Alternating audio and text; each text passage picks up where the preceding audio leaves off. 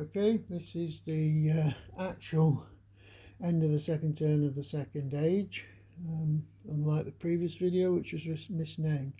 Look at what's been going on.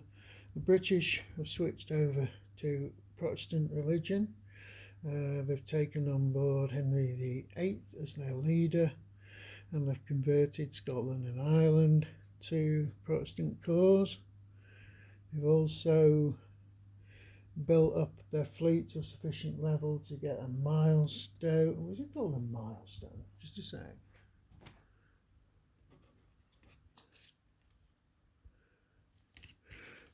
Yeah, to get the naval milestone over there. The Spanish, well, they're not really Spain yet, they're still Castile, has managed to increase its influence in Italy, even though it's not actually got any vassals in Italy. It's got several alliances, 3 alliances, and a lot of influence up and down the peninsula. One thing they did get was the Conquistadors card, which enabled them to absorb Central America. They also created an army in the Spanish Main and conquered the Aztecs as well. In terms of the Ottomans managed to get the Barbary Corsairs card and a vassalized Tunis, which was a significant increase in their regional power. Apart from that, they attacked Trebizond and conquered that. That's been it for them so far. For the French,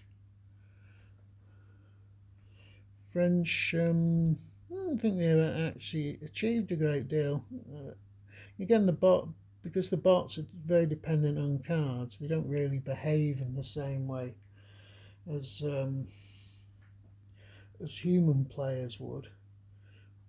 They've got an extra fleet placed into motion here, which, if they get another naval movement, will allow them to move over to the New World board and be able to open up some colonization.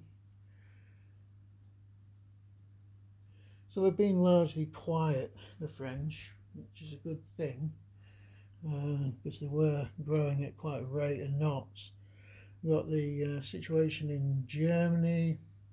No more religious dissent has arisen, but we've obviously had the Protestant switch in England, but no other Protestant faith religion has appeared on the mainland of Europe yet. We've got Austria. They've really been concentrating on trying to get their stability back up, get rid of a lot of these rebel provinces, convert a couple of areas to Catholicism.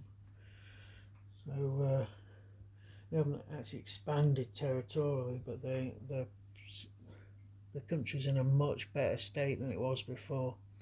In terms of Poland, Poles managed to get increase in prosperity in Warsaw. It was a Polish car, but it didn't really do them much good apart from that. Again, they haven't really had the cards. They've had a lot of naval stuff, so we've got naval expansion for the Poles into the Baltic and into the Danish Strait there. Don't ask me to pronounce that. So that's about it, really, in terms of what's happening globally.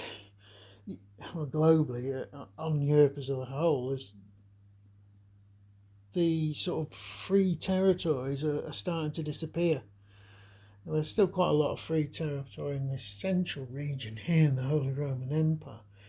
And bits and bobs over here in the east, and North Africa, but it's starting to get crowded, and there's the potential for a conflict to arise between a bot and a human player. Now the human players themselves, they've started to militarise a little bit more than they did before, because they were weak, and none of the human players really considered it's worth going to war over anything in particular at the moment, because there's still good pickings all around the board. But that's going to become less and less of a situation as time goes on. We haven't had any other power struggles come up. I don't know what the next one is. Let's have a look at it. Next one would be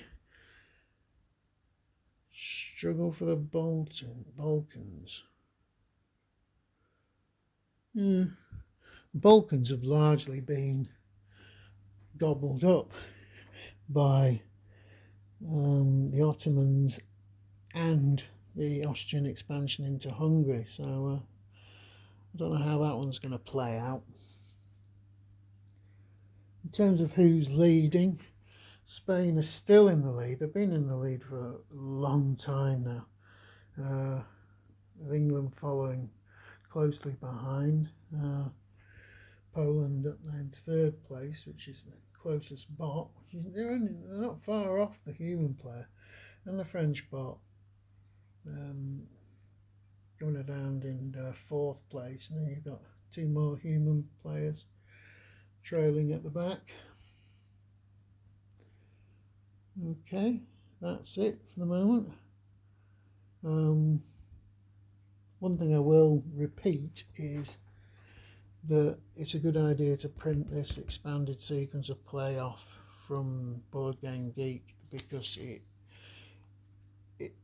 there's so many things going on in this game, particularly at the end of turns. Unless you've got something written like this, you're going to miss things.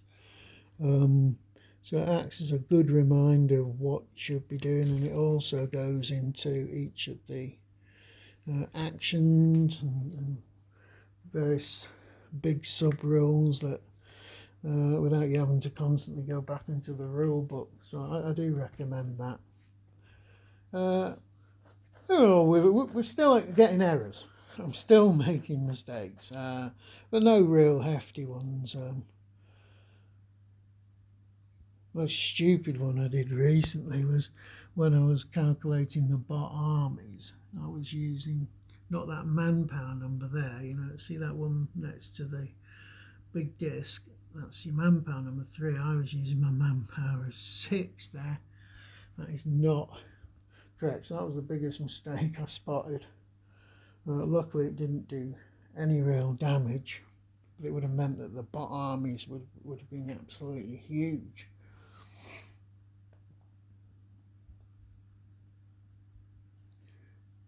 In terms of milestones, we haven't actually done those yet, so it's possible some people could score milestones in the card draw phase. So that might affect prestige slightly. So that's it for this channel.